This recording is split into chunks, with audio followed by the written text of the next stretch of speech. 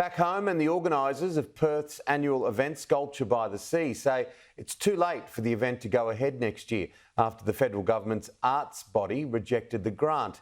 Anthony Albanese says it's unfortunate if the event doesn't go ahead, despite his last-minute effort to backtrack the decision.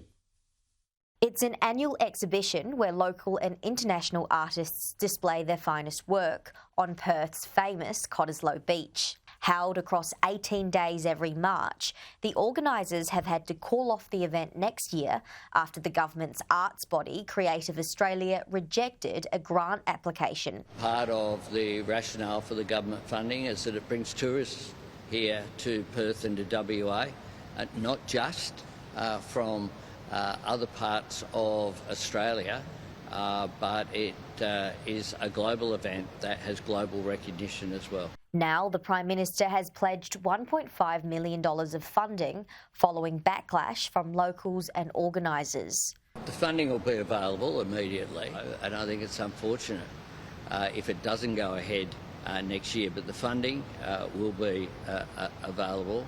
Sculpture by the Sea attracts more than 200,000 visitors here on Cottesloe Beach every year. It's been around since 2005.